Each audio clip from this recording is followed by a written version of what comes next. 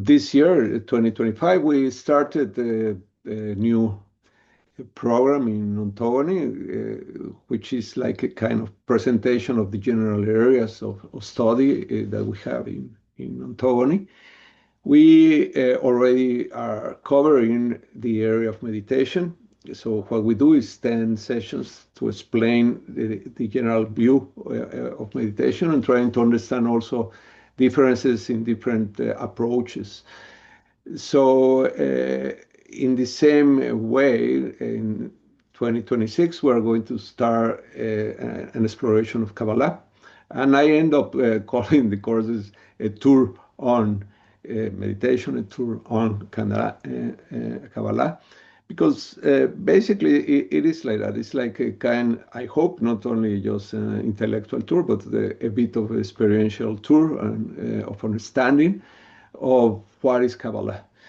Kabbalah is a very strange area for the Western people, because in a way is the true spiritual, esoterical, hermetical, mystical tradition of the Bible.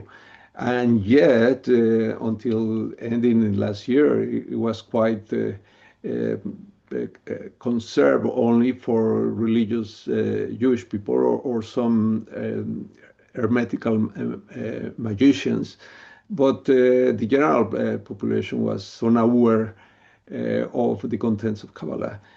And basically, especially I think for the Western people, which we have been born in a culture that has been formed with the principles of the Bible, is important to have this introduction, appreciation of what is the mystical tradition of the Bible. Kabbalah, we could say, is a kind of the spiritual technology, how to grow in our relationship with the Creator, how we can achieve really, meanwhile we are alive, states of communion with God, not only through our intellectual faith, but through the experience. So Kabbalah presents us any other spiritual proposal, ways of meditation, of personal transformation. And so it goes even beyond if the person is Jewish or Christian. I think it's a universal knowledge as valid as many other traditions that give us ways to awake.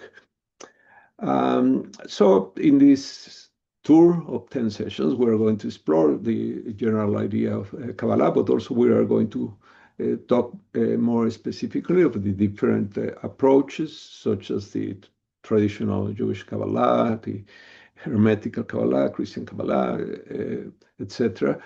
And I will share some basic practices so you can have a taste of what it's all about.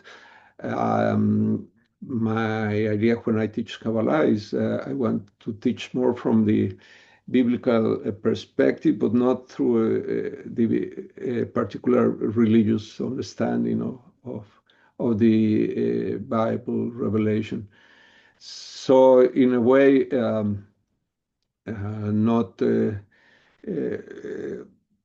it's not my interest to give you something that puts you in a situation to choose your faith. It's not the purpose of Kabbalah. Kabbalah, as I said, is more a universal way that we have received in order to awake, to grow, and especially to grow into communion with God. So I think it's a very good start to Kabbalah. If it's something that you find attractive, we'll see you there. Thank you.